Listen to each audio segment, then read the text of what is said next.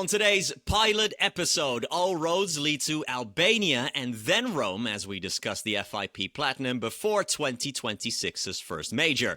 There is a game of chairs as partner changes have happened, but the game of thrones for number one is hotter than ever. All of that and much more is coming up. Welcome to Deuces.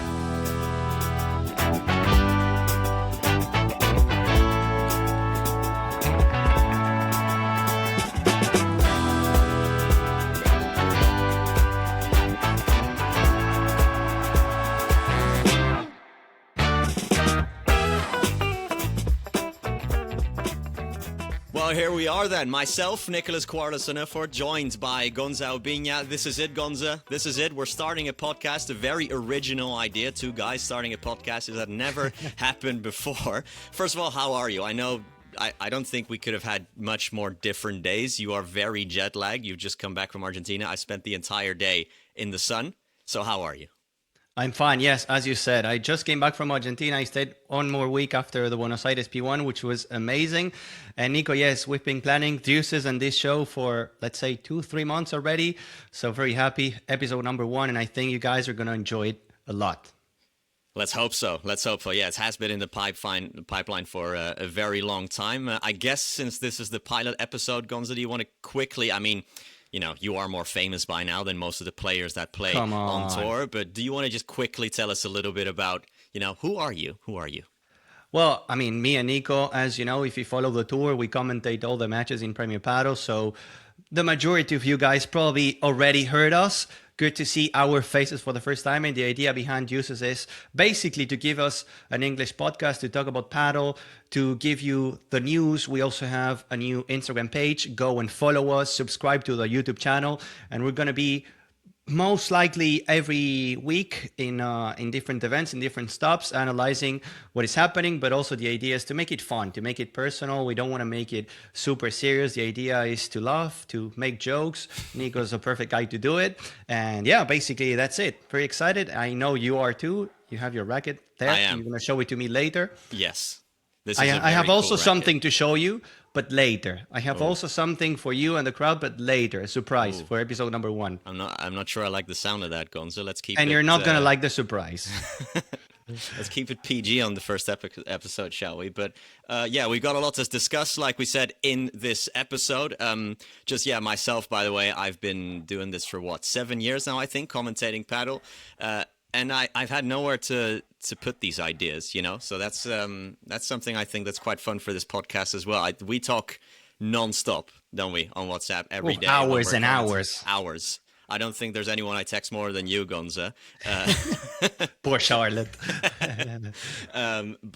This is a place where we can get rid of all of those thoughts and talk things through. You get one mention of Holland losing World Cup finals or to Argentina per episode. That's okay. I'll take it. All right. And mentioning Dibu. Yes, exactly. That's it. All right, that's it for this episode. But speaking of Argentina, let's quickly go over the Buenos Aires P1. It's happened over a week ago now, so usually in these episodes, we will break down the tournament that's just happened and talk over the finals, the semis, upsets, all of that good stuff. But since this is the pilot episode and Buenos Aires, it has been over a week ago now, let's not get too much into the nitty-gritty, but of course, Chingalan winning their 5th title of the season, Beam Paula winning their 5th title of the season and their 5th in a row. Is there anything in particular, any specific takeaways that you take from the week in the Argentinian capital? Well, for the first time, Nico, I feel like Chingalan are here to stay, to fight for the number 1. In 2024 and 2025, yes, they were there. They were fighting alongside Coello and Tapia for that number 1. But this season, my opinion, or the way I see it, is that they're actually having a chance. They're a serious threat. They got to wake up, Coello and Tapia, and making it 5 already for Chingalan and only 2 for Coello and Tapia means a big thing. Chingalan had beaten Coello and Tapia 4 times in all of last year, and they already have beaten them 4 times this year. Do you actually go as far as thinking that they are favorites for now at this point? There's a lot of talk about that. For me, Coello and Tapia is one of those where they are such unbelievably thoroughbred champions that I need to see it happen before before I actually believe it. These are two guys that have won more than 40 matches in a row twice.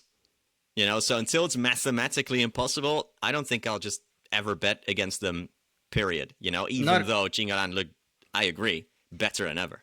Not at all. I'm not saying that Chingalan is going to take the number one. I just say that I feel like they have a chance. And in the past season, it wasn't like that. For the first time, I feel like Chingalan has a serious chance to take the number one at the end of the season. But yes, Coello and Tapia are the kings, and they're going to wake up. I remember, I think it was in 2024, Chingalan were pushing, and in that moment, Coello and Tapia woke up, won a couple events in a row, a couple tournaments in a row, and I feel like it's going to be the same. We were in Buenos Aires, and after the finals, when Chingoto and Galan were celebrating, Coello and Tapia, alongside their coach, Gustavo Prato, they stayed there talking for like 20, 25 minutes after the match. On the court. And they looked exactly on the court, on the bench, while waiting for the trophy ceremony award. And that means something. And then yesterday, Arturo published in his YouTube channel these kind of blogs that he does. And at the end, he says, wait for Rome. We're not playing as bad as it looks. It was a positive week in Buenos Aires. So let's see what happens. And also Galan said, we're going to wait. We have to wait for the majors because they give 2,000 points each. Yeah. The majors are so important, and we'll see what happens in Rome. I mean, we're not playing that bad, he says, and they've reached, 22 finals in a row? They've not gone without a final for over a year. Like, the standard is so ridiculously high for them. It's like every match they lose, it's almost like we're just clutching at straws for anything that's not perfection, and we're like, oh, these guys are done. These guys are toast.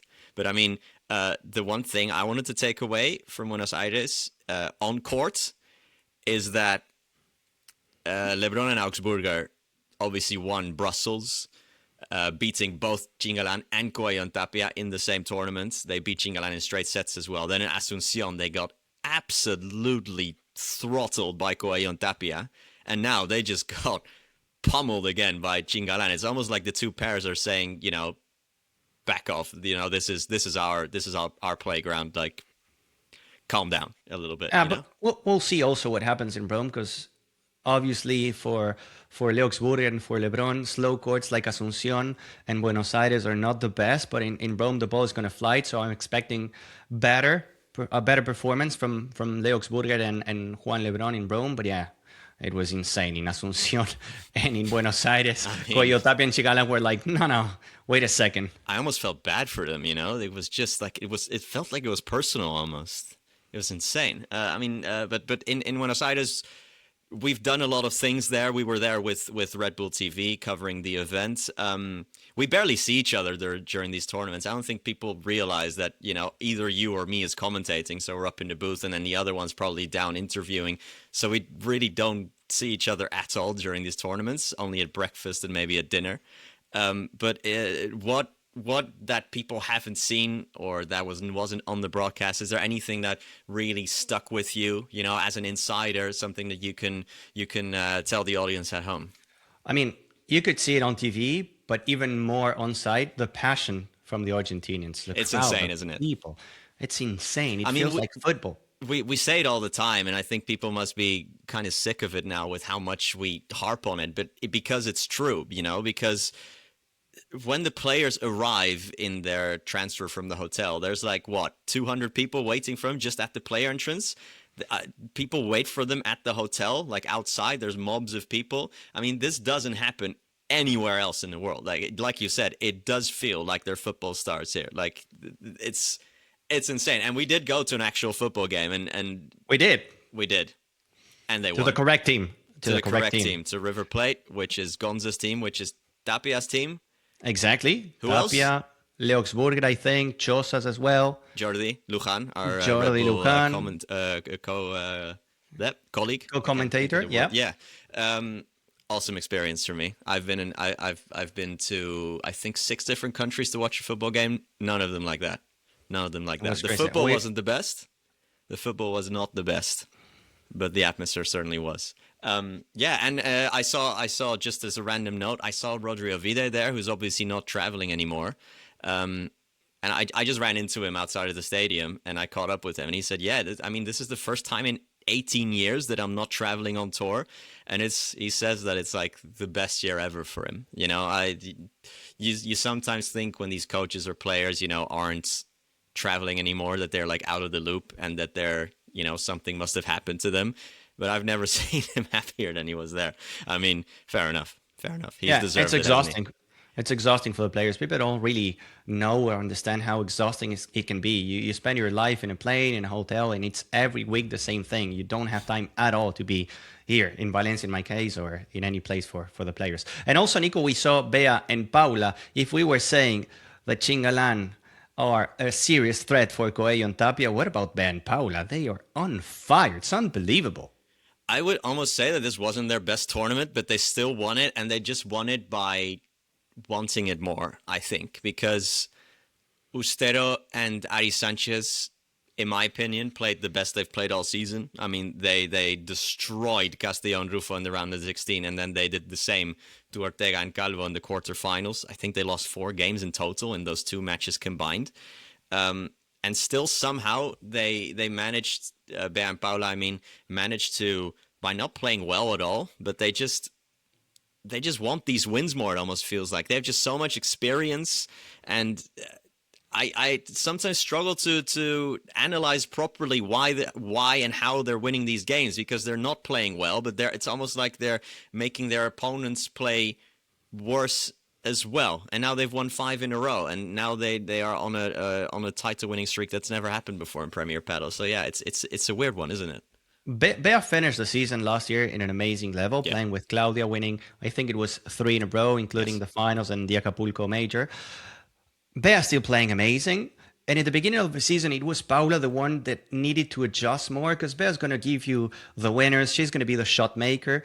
But Paula needed to be that classical right side player, and Paula's not that. She's never been that player that can defend, that loves playing in the corner, hitting lobs, and now she is. She's developing as a player as a way that I was not imagining, and now it's giving them results. And they were the ones saying, we need time. But yeah, we're saying in commentary as well, myself and Sandy Farquharson in the commentary box, like, he was really making a point that Paula should be playing more aggressively, that like she's almost playing too timid at the moment, but they still win. So, you can't really argue with the results there either. And she had to be more aggressive because before she was with Ari Sanchez, which is a completely different player compared to Bea Gonzalez. So she needed to be more aggressive. Now it's different. Now she has Bea, and she knows that Bea's going to smash. She knows that Bea's going to hit the víbora. She's going to have great volleys, the recoveries. So that's why Paula now says, okay, I'm going to stay in the corner. I'm going to be the safety net that Bea needs, and it's working. And on the other hand, I feel like for Delphi, it was such an emotional week with all the crowd, the people.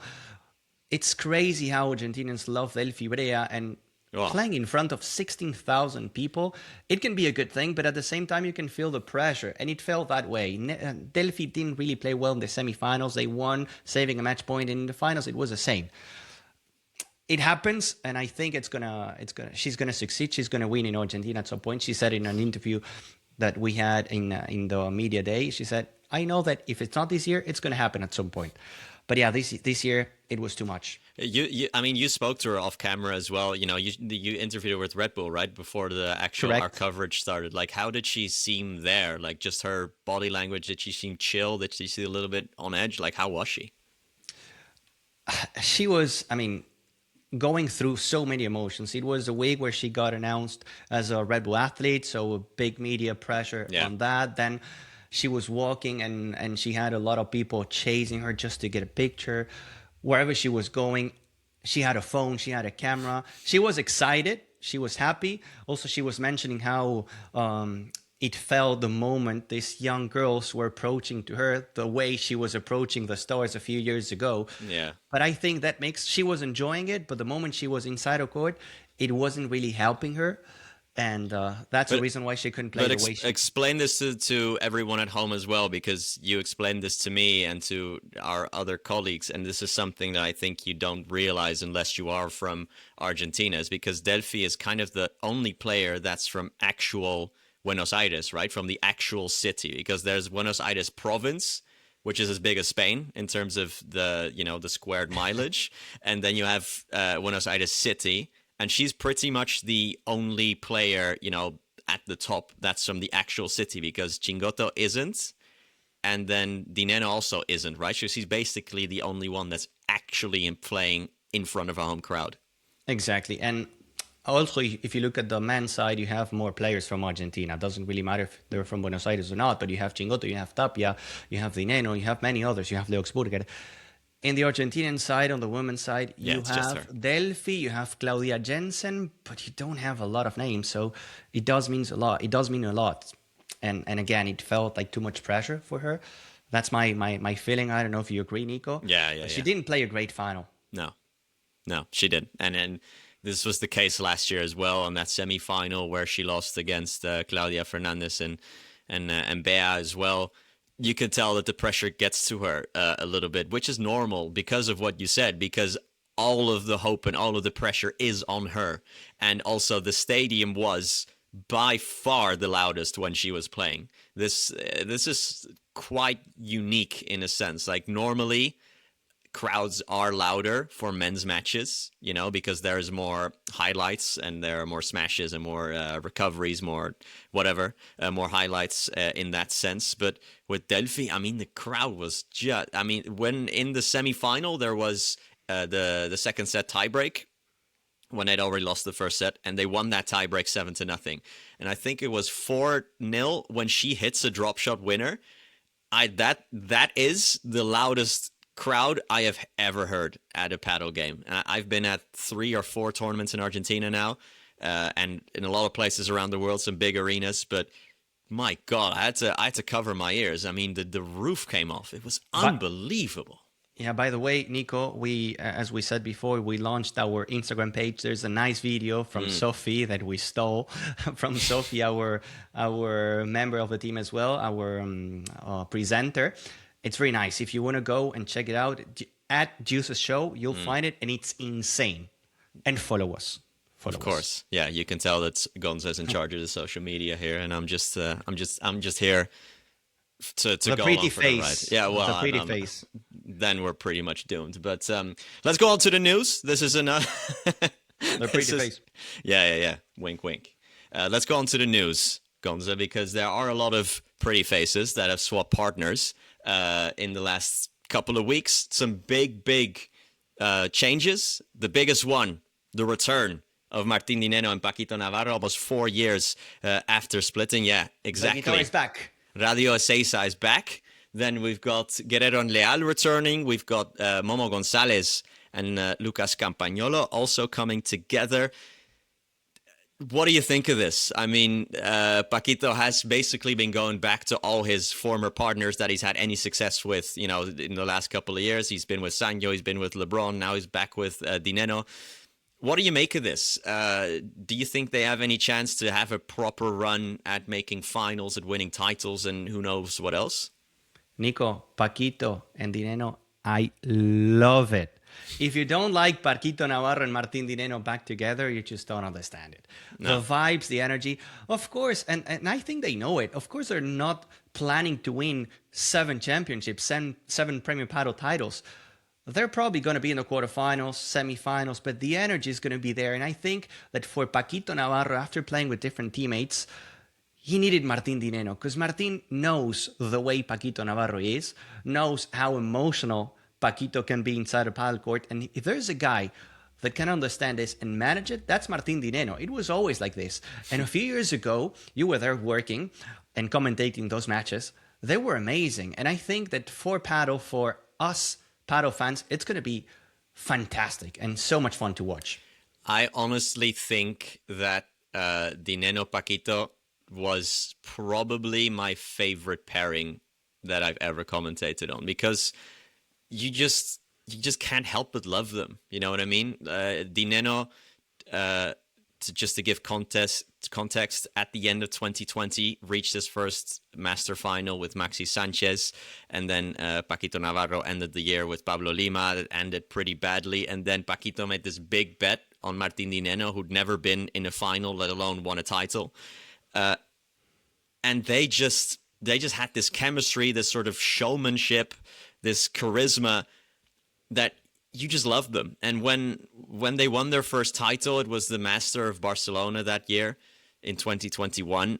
I mean, the Nenno just cried his eyes out because a couple of years before that, he had a car accident that nearly killed him. It did kill a pretty close friend of his. The doctors told him he could never play paddle again. Some even told him that he couldn't walk again because he had completely destroyed both of his legs. I think he had a pretty badly broken femur in one leg and a shattered kneecap in the other leg. And he gives this iconic interview, I think you know the one where he says, Yo solo quiero jugar al pádel. I just want to play paddle. I didn't want all of this. And he just starts breaking down. Paquito takes him on his back, takes him on a piggyback ride. I mean, you could tell from when I'm reminiscing about it now, like I'm almost getting emotional thinking about it because these guys just like pulled on your heartstrings in an incredible way. And something that people, I think, also are not appreciating enough is how close they were to being number ones of the world. One match away. They were 2 matches away. They were heading into the Master Final of 2021. If they won the Master Final, they would have been number one, even if they beat LeBron Galan in the final. But then it was Sanyo and Tapia who beat them in the semis, and we didn't get that sort of grand finale of the season that we all wanted. It was amazing because LeBron and Galan were the best. They were the best. Everyone knew it, but that also made them these sort of bad guys, Not that they were, but they were like the invincible... The guys to beat. Yeah, they were like this invincible sort of machine of paddle. They were clearly the best, and Di Nenno and Paquito were like this underdog that you just wanted to win every single time.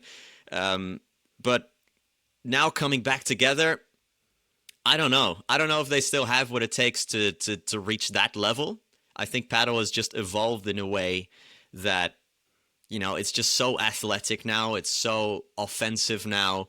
You just do need someone like a Tapia, like a Augsburger, like a Galan, who can basically finish a point from anywhere on the court. And Paquito, Lord knows he can finish points, but he is not the same kind of smashing threat that he used to be.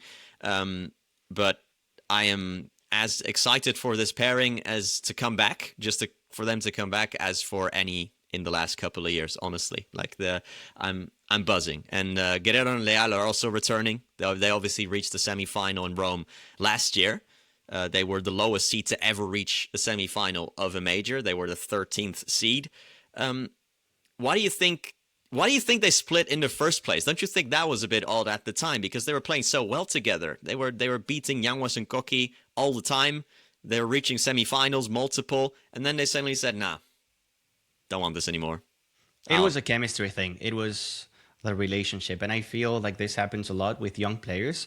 They spend a lot of time together and they want to grow up and they want to keep improving. And it was a chemistry thing because they were getting the results. They were there. That major in Rome was amazing. Who it was? They beat, I think it was Stupa and LeBron. Or like a big team. I don't remember exactly. In the quarterfinals, they beat a big team in the quarters, and then they played an amazing match in the semis against Coelho and Tapia. So I feel like they can do something special. They're different players compared to a year ago. Fran Guerrero learned a lot from Paquito. Leal is improving, and Leal needs results. This is not the best season for Leal. He chose Cardona. Cardona couldn't play. Then he was switching partners. He couldn't win a single match. So Leal needs a player like Fran Guerrero to be the Leal we all know he can be. Just one more thing about Paquito and Martin, Nico, because we were shooting this content about Boca football with Martin, and we were chatting off camera with Martin about Paquito. And he told me, I was the one calling Paquito, and I was very surprised. He said yes. And Paquito told me, the only condition that I have, Martin, is that you have to be the most aggressive Martin you can be. Because as you said, we need the winners. This is not the Paquito from a couple years ago. We need to be aggressive. Martin, I like playing with you, but the only condition is I'm going to say yes only and if only you are aggressive. You're the Martin from 2022. But what do you think? Are they going to last the year, Di Nenno and Paquito, or is this going to be one of those flashes in the pan and then in 5 tournaments they split again? No, they'll finish the season. I think the goal for them is to make it to the Tour finals in Barcelona, then maybe making it to a couple semifinals. Why not a final? I'm excited. I'm excited for both Leal Guerrero and also for Paquito Navarro and Martin. And the other one that we haven't touched upon yet that is still pretty big is the one of Lucas Campagnolo and Momo Gonzalez. They are the only one of these pairings who are going to make their debut this week, the week that they were recording in at the FIP Platinum in Albania. To me, I'll start by giving you my opinion, and you can add yours. To me, this is one of those pairings that might get the odd result here and there, but Gampa needs someone next to him that can finish and that is as big a personality as himself. Gampa is a little bit, in the best way possible, he's a little bit crazy. And I don't see this working like as two people, if you know what I mean. Like Momo, I think, is quite reserved, not the most sort of loud, in-your-face type of player. And Gampa really is. And I don't think what you see, but to me, this is one of those where I saw it and I was just kind of, making a face like this, like kind of grimacing. I don't know about this one. I agree with you. I think this is not the same level as the other two we mentioned before. I think they'll play just to get within the top 8, which gives you a lot, which gives you the chance to avoid the big names until the quarterfinals. But yeah, it doesn't feel like, whoa, Gampa and Momo, I want to see them. I want to see how they look. We'll see. Momo needs to be more aggressive. It's like Coqui Nieto, these kind of back-end players that are more defensive than aggressive. And the moment and the way the sport is trending, I just don't know, Nico. Just don't know. Is Momo the player who is most at risk of, dropping out of the top 16, basically, and losing his place at the Premier Padel Finals? The thing is, you have rising stars, rising players like Aymar Goni, you have other ones that are always there, like Coqui Nieto, like the John Sanses, like, this package of players in the mid zone of the rankings. So yeah, it's his risk. I wouldn't say that Momo has a place secured in the Tour Finals, not at all. We'll see.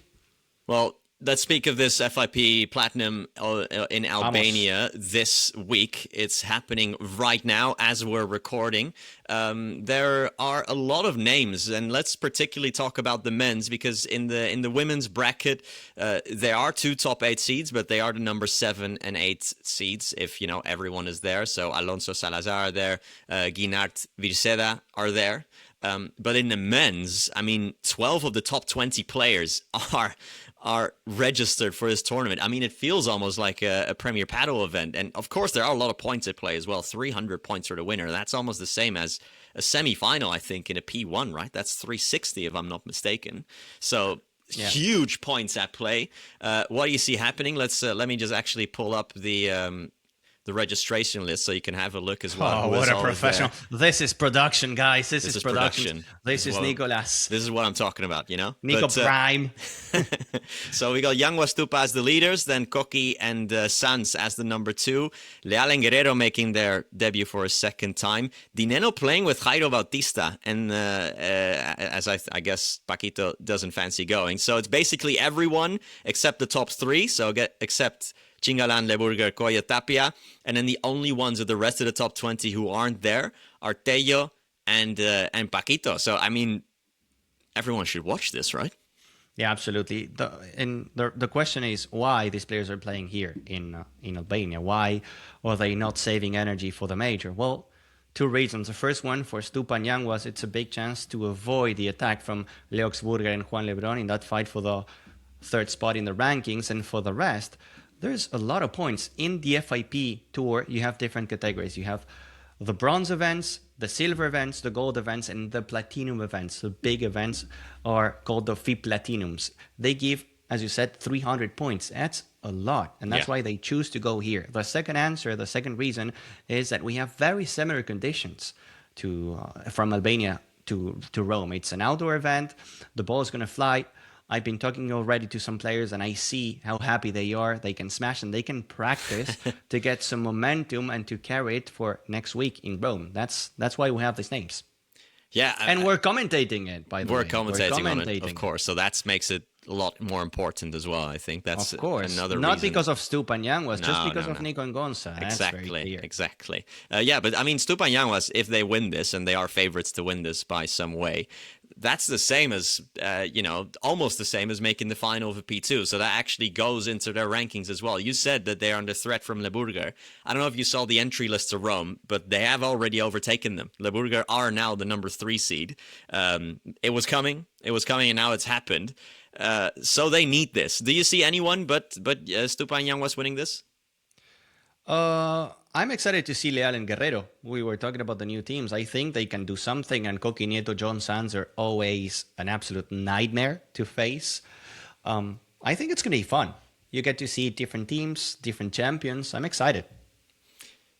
There we go then. That's the FIP Platinum of Albania. We shortly touched on it, but of course the big one coming up on the calendar is the first major of the season. We're off to Rome next week. We are literally off to Rome, but so are the players as well. Heading into it, we've got Chingalan as the back-to-back reigning champions in Rome. They come into this leading the race, 5 titles to their name this season. Are they favorites? Is this a rare occasion where we say Chingalan are actually favorites heading into this tournament?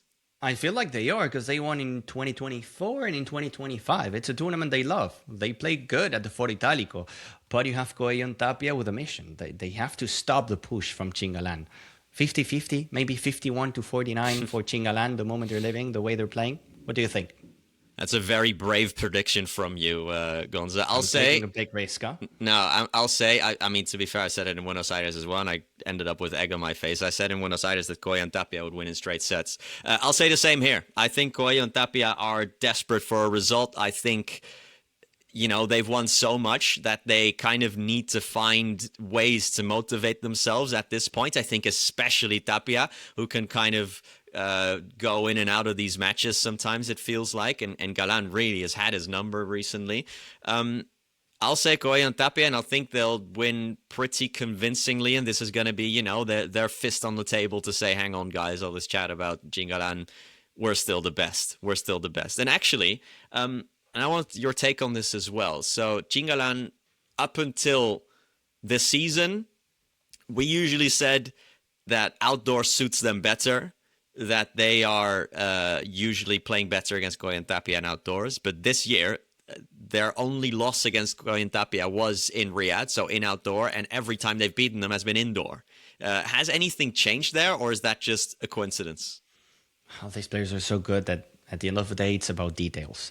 But yes, the conditions are usually as you described them. But in this case, I feel like there's an advantage for Coelho and Tapia, because the ball is going to fly, and we're coming off a few events where you couldn't smash. This time, you have the smash as a weapon, and obviously, you know that Chingo doesn't really have it. Coelho does. So in that cross court, I feel like there's going to be a difference. Tapia and Galan in the back end duel, they both have it.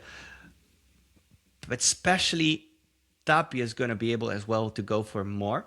We didn't see Tapia being aggressive on the smash. No, Galan not was. at all. Galan was finding good lobs over Leoksburger in the semifinals and over Tapia in the finals. Now, before hitting that lob, he's going to have to think twice. Both hitting it to Leoksburger in a potential semifinal or to Tapia in a final, where Chingo is the place where you can really find something if you're defending him. Lebron can hit a lob over Chingo, and you know that he's going to hit the V-bar and not the smash. Same for Coelho. There's an open door there, and that's a moment where Chingo has to find something more, has to find different options. The angle, the gancho to the fence, a V-bar in the middle. I almost thought with Tapia in Buenos Aires, I questioned it. I didn't say it out loud on air, but I thought to myself, is he injured or something? Because he was not hitting smashes to an extent where I thought, like, is something going on here? Even close ones, like well inside of the service line, he'd still play a vibro or a bandeja or something else, but just not a smash at all. He's fine. There's a lot of comments about this. I read people asking the same question. You're not the only one. And I sent a message the other day. I was chatting with Ariel Sarabia, the physical coach from Agustin Tapia, and he said, no, he's absolutely fine. There's not a problem. Just he wasn't feeling it or the conditions or whatever. But there's nothing wrong with Agustin Tapia. And also nothing wrong with Arturo. He was playing with a bandage on the right hand. He's fine. It was just a hit, something that happened in one of the training session. No excuses. It's gonna be no excuses. No, nothing happening with Tapia and Coelho. All right, so it's the opposite of when I'll do it myself now. You don't even have to do it, Gonz. It's the opposite of when Holland lose at a tournament and it's, everyone's fault except the team. You know what I mean? Exactly. Or us playing in Buenos Aires because we played a match and we lost 6-4. Oh, my God. Third set. Oh, I was not great, was I? It was tough. Oh, come on. The second set was fine. The first one, you were nervous, I would say. The pressure, the crowd. You know what I said earlier, that that Campa needs a certain kind of teammate. Well, I think I'm the same because I'm like so negative. I need someone next to me to like kind of almost like smack me around the head and be like, stop being sorry for yourself. You know what I mean? Because Nico is like, I missed a volley, and he's like, oh, I'm so bad. What a disaster. You're not Chingo, Nico. You are not Chingo. Obviously, you're good. I am bad. And it's not a problem. No. But we need a rematch, definitely. We do need a rematch. And I'd still beat pretty much everyone who listens to us. I would wager that as well, So let's move on to the women's draw now. Bea and Paula, 5 in a row. You'd think that a tournament like this would suit them as well. They did win in Nogisa, of course, but the other 2 outdoor tournaments in Cancun, they lost in the final to Delphi and Gemma. The one in Riyadh, of course, was their first tournament together and their worst result. They lost to Jensen and Ricardo. Can we look at those at all? Can you look at something like Cancun, which was, you were there. You knew all about the conditions. You were in Nogisa as well. Can we look at any of those outdoor tournaments and kind of draw any conclusions from that, or should we just kind of throw all data out the window for this and just look at them as they are, which is favorites for number 1? Probably, yes. Probably favorites as number 1s. But for Rome, Nico, I'm going to go for a risky pick. I'm going to go with Ustero and Ari Sanchez doing something different. Okay. Surprising us. I feel like that could be a week. Andrea Ustero is a phenomenal smasher. She can hit the ball from any part of the court. She can make it fly. And I feel like in Rome, just like in Riyadh, where they won their only event, could be a good week. Can be a good week. Ustero is, to me, is the best smasher on tour. And I don't know if it's close. You, for Gemma, for Delphi, a lot of players are saying it. Yeah. Obviously, the other obvious candidate is Bea. And you can throw in someone like Gemma, someone like Paula, someone like Gornaga as well. I think it's overlooked a lot of times. But Ustero has this technique. It's so weird. The way she hits the ball, where she uses so much wrist, doesn't she? But she reminds me so much of Tapia, even though she's obviously a lefty. But the way how free she plays, how it seems like nothing ever bothers her. How she always tries the most difficult shot ever. It sometimes seems to me that Ustero will just think, okay, what's the most difficult shot I can play in this moment? And then she just tries it, and more often than not, she hits it. So I get where you're coming from, especially because I said earlier that they're probably, last week in Buenos Aires was probably the best I've seen them play all season. I think Brea and Triay are due for a result. They're overdue for a result. But yeah, I think we both agree that Jose Maria and Gonzalez, for as well as they've played, and we have no reason to actually think this, but at some point they have to lose. That's just the way it is. It's got to happen. We'll see. It's got to happen. You cannot win every tournament. I hope you're ready to go up in the stairs as well, the Foro Italico. Oh God. This is probably something people enjoy about our job behind the scenes. The only event probably that we go when we have an elevator is Roland Garros at the Paris Major. In Buenos Aires, we got to go up, but it's cold, so it's all good. Here it's going to be sunny, it's going to be hot, and we got to go really high, almost close to the sky at the Foro Italico. But what a place, Nico. For me, one of the most beautiful places that we get to visit in every season. The statues, the aura that it has, it's amazing. And the Italian fans are also very, very energetic. They love it out there, don't they? I think last year they got close to 10,000 people in the crowd. Mm-hmm. And also from where we sit, because we sit all the way at the top of the Foro Italico, and you can see the Olympic Stadium in the background as well. Last year you saw Ed Sheeran was having a concert at the stadium while we were commentating. You could see the lights and everything. Yeah, you could see fireworks going off. You could hear like the bass line to Shape of You or something. It was not bad. It's one of those moments where you think this is This is pretty cool. Yeah, let us know if you would like to see all this kind of behind the scenes, like how a booth looks like at the Foro Italico in Paris, in Argentina. Do you want to see Gonza getting ready in the morning, that kind of thing? The outfits that Nico is going to show you on Red Bull TV, everything. Because we're paddle freaks and we love this, but maybe also for you it's interesting to see how it looks and not only seeing LeBron smashing the ball and going, oh, we'll see. But getting back to the paddle, actually, we're going to make our official predictions because we will do this during the season where we'll make official predictions for each tournament and then have a point system. And at the end of the year, we're going to do a forfeit. It's going to be very funny. Don't worry about it. Just follow us on social media for all of our official predictions. But because the draws aren't out yet, we're not going to make them just yet. But something I also wanted to touch upon before we move on from Rome is that we're not seeing a lot of upsets right now. So in Buenos Aires, in the women's draw, only one of the top 8 didn't make the quarterfinals. In the men's, 6 of the top 8 made the quarterfinals. Then in both draws, all top 4 made it to the semis, and then the top 2 made it to the final. It's happened pretty much at every tournament of the last couple, barring a few. Is there anything happening, do you think, where kind of the top is detaching a little bit from the pack? Or what is your explanation for this? To me, for example, Salazar and Alonso, also like Ustero and Sanchez, were probably playing their best paddle of the season in Buenos Aires. They took Jose Maria and Bea to the third set, and they played amazingly, especially Ale Alonso. But it's almost like, especially between the top 4 and the rest, there's just this gap that is getting bigger and bigger and bigger, even with all the changes we've had this year. I mean, 6 of the top 7 are different. And still we're seeing this kind of difference happening, especially for me in on the women's side, where it's getting more predictable almost. For me, it's a mental thing. These players are mentally just better than the other. In the clutch moments, in the important points, they play better. They have something more. They adjust their game and they win the star points, the break points. Even if it's close, the mentality makes such a big difference. Because these players in the top 8 are all great. They all have great shots. They are physical beasts. But the mentality is the difference between the top 4 and the rest. That's my personal opinion. They play better the important moments.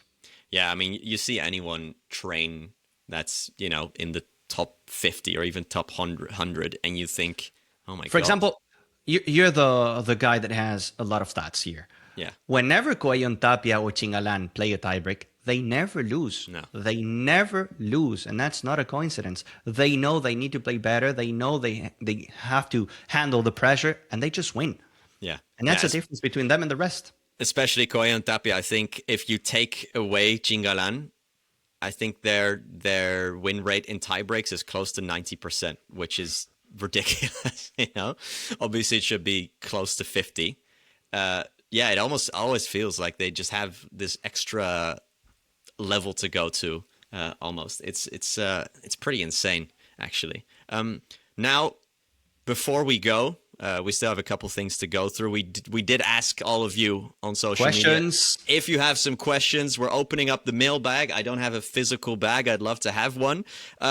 Let's start, Gonza, because I did like this question. It's from Narvri, and she asked, "What were your first impressions of each other?" I think that's quite a good one. And I haven't prepped Gonza on these, by the way. He hasn't seen these.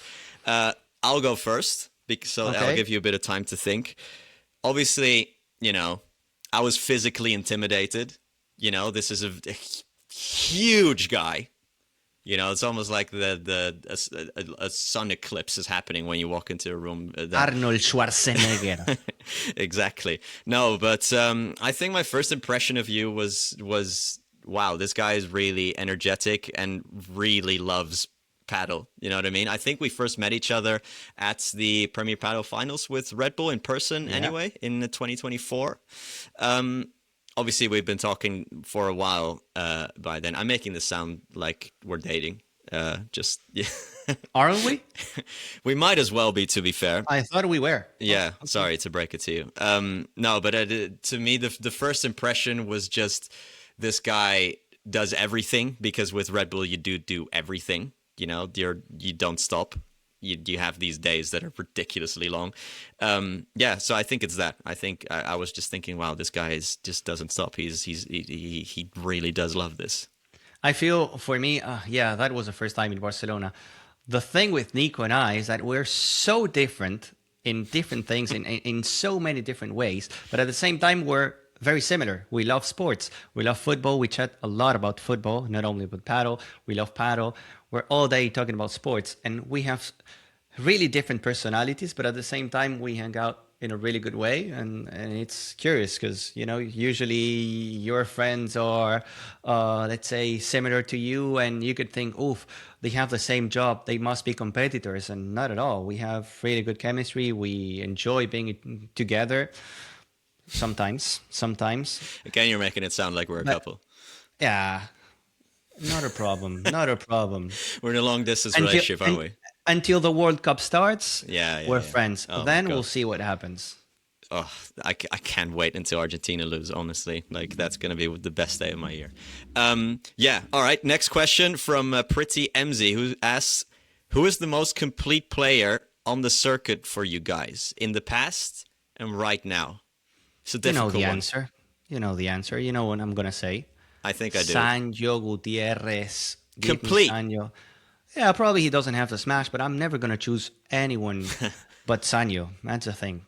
All right. I'll say it's difficult. This one was difficult for me because right now, pretty much every player can smash these days. You know, you don't look at any player in the top 30 and think, oh, he is clearly missing this.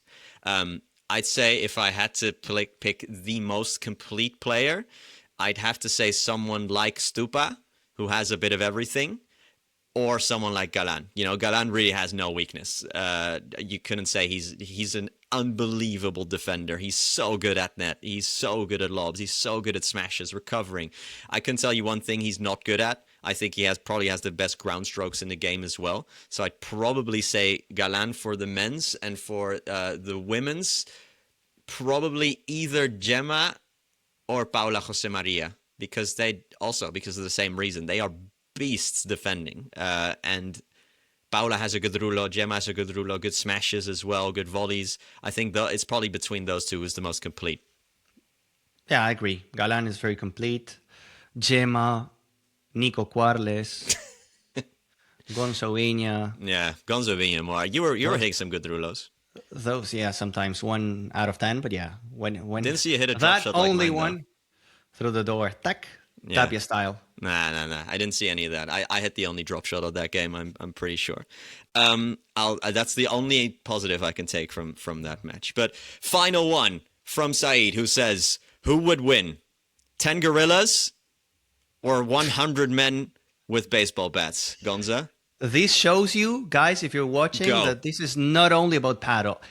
Of course, the gorillas. There's no chance. 10 gorillas. There's no chance. Just imagine 100 Nikos with a baseball bat. There's no chance at all. That's my big hang up on this. Is what kind of people are we talking? Are we talking about people who are not afraid, or are we talking about someone who, because a gorilla is going to take a person and literally rip its head off? You know. Let's say 5 Nikos and 5 Gonzas.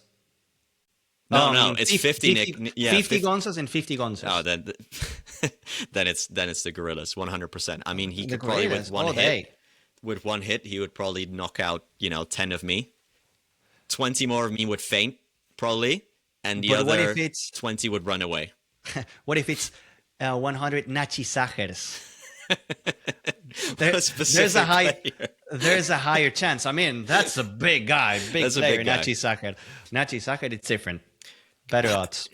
How many? If you hit a gorilla with a baseball bat, is that I feel like they could take one of those, and just continue. Not many, but a couple. You have 10 per gorilla. Whatever. These are the kind of questions I love. These are exactly. And they're going to happen in every show. So get ready for some stupid things like this one, because they're going to be there. for future reference, if you do have questions for us, we tend to post them throughout the week of the tournament themselves, or you can get in contact with us via email. It's deucesthepodcast@gmail.com if you do have a question. Again, they don't have to be serious. They can be silly. They can be about love, Gonza. Who knows? They can be about paddle. And follow us here. Deuces, go. Follow. It's like you've got a monetary incentive to say all of that. But that is not the end of the show. We've got one more thing to go, Gonza. I think the first idea I had for this podcast was to have every episode we pick the package of the week. Before we do, we say this word a lot as a joke. What is a package, Gonza? Can you describe to us, and don't just say my name because I know that was the first thing you were going to do. What is a package? Well, in Spanish, paquete, a paquete is a paddle player or any in any sport. You can use it in any sport. A paquete is a player that is very bad. If you're a paquete, that means you're very bad at paddle or very bad at football. That's a package. That's a paquete. Okay, so having said that, absolute package. Who, Gonza Oubiña, is your first package of the week? This is huge. So the idea of this section is to basically tell you guys watching something that happened to us, not really related to paddle. My package moment of the week was losing the Argentinian football final with River. We lost. We were winning 2-1, and in the minute 88, they scored a 2-2, and in the minute 90, they scored a 3-2. Absolute packages. Penalty. Absolute packages. Controversial penalty. It's not so hard. Packages. 2-1, 2 minutes to go, and we lose a final. Packages. Absolute packages. Mine, I'm going to pick myself for this week for having my Instagram hacked, which happened earlier in the week. Out of nowhere, I get a message from Nico, and he's like, yeah, you can buy Bitcoins or I don't know what. He's like, it's not exactly like me, is it? Luckily, no one, I don't think, actually bought it. But yeah, I basically had to go to every person I've ever messaged on Instagram, and I've had this account for 15 years probably. Everyone who I've ever interacted with in that time got a DM from me, and every account that I follow as well. So Max Verstappen got that DM as well. I hope. Can you imagine him being scammed by crypto now? But yeah, so I'm going to give it to myself. Apologies if one of those messages did reach you, but that was a real moment of shame for me. But yeah, this is going to be probably the most exciting bit of the podcast every week. Hopefully I don't get the same nominee every week, because then it'll be quite a long year. Package of the week. To finish the show, can I see your racket? We wanted to see it. Sorry, I forgot about the only thing that you have on our professional backdrop, that it's going to get better for sure. Yeah, this is going to get better, guys. This is a work in progress, but this is the 2022 Amsterdam Open tournament-specific racket. I'm pretty sure, I don't take this as gospel, but I'm pretty sure this is the first time that they did like a limited edition, one tournament only racket. And as you can see, the orange line's on there. How cool is that? The Amsterdam flag is on there. I'm from there, nice. If you don't know. And the Dutch flag is on there. Who used this racket? Mr. Martin Di Nenno. This is very good for everyone who's just listening and not watching. But there you can see Martin Di Nenno, who lost in the quarterfinal that tournament. I don't think many players ever win when they're using these one-time rackets, but this to me still is the coolest racket ever made. And this is one of the relics from the past. And hopefully they can, do a bit of this. The guitar, yeah. So you have something that I don't have, which is your racket. I also brought something that you don't have, and probably you'll never will. There we go. I know what it is. Yeah, I know. Funny. Really funny. Gonzalo. 3 of them. Dibu Martinez. You said I can do it once. It's going to be my guest every episode, if you let me, until the World Cup. In 2 months, it's going to be Virgil van Dijk lifting that trophy. And then it's going to be, it's not. I don't even believe that. But having said that, Gonza, first episode in the books. Juices, we're up and running. Thank you, everyone, for watching or for listening, wherever you are, wherever you're listening us on. We thank you very much for it. Leave a like, leave 5 stars if you're listening on Spotify or Apple Podcasts. Leave a review, all of that good stuff. We'll be back in person, Gonza. I think next episode we're doing it together when we're in Rome. So that's something to look forward to. But until that time, thank you so much for watching, and peace to everyone. Gracias. Ciao, ciao.